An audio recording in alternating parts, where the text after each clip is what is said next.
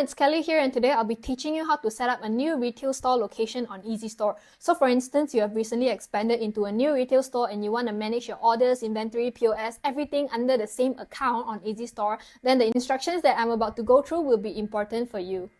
Alright, so let's get started. Once you're logged in, you want to go to settings and then you want to click on locations. So as you can see, I already have two locations here, one for Puchong and one for Wanatama. What I want to do is add a third location for my Mid Valley branch. Here's what I will do. I will click on the add location button. I'm going to put my location name, which is Mid Valley. And then I'm going to put in my address.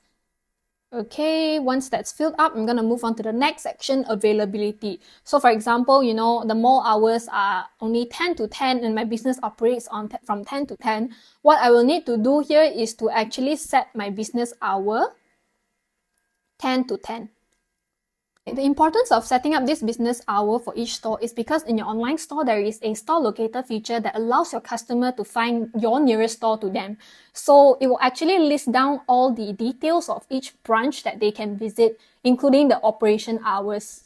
Alright, so under inventory tracking, there are two settings. One is to track inventory independently and one is to share inventory with primary location. Right, so if I were to track my inventory independently, what this means is that for any sale that I make at this Mid Valley branch, my inventory will be automatically deducted only for this Mid Valley branch. But if I were to share my inventory with primary location, for any sale that I make at this Mid Valley branch, the inventory for that product will be deducted across all my location. This is actually one of our features known as multiple location inventory that allows you to track your inventory across all your outlets. So depending on how you want to manage your inventory, you can set it accordingly.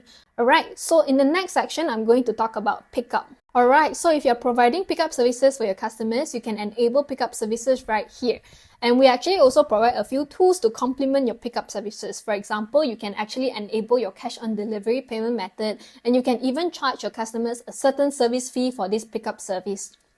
And for example, if your store is doing like an event or closed for a certain period of time and you are not providing pickup services on those specific days, you can actually select the dates where pickup services are not available for this branch. So this also allows your customers to know that for these specific dates, they won't be able to pick up their products from your store. Alright, so the next tool we have is the pickup cutoff time. So for some of you, you're providing customizable services and you need a certain period of time to produce the product before your customers can actually pick it up. This feature will be good for you because you can actually set the specific numbers of days they are expected to wait before they can actually pick up their products at your store.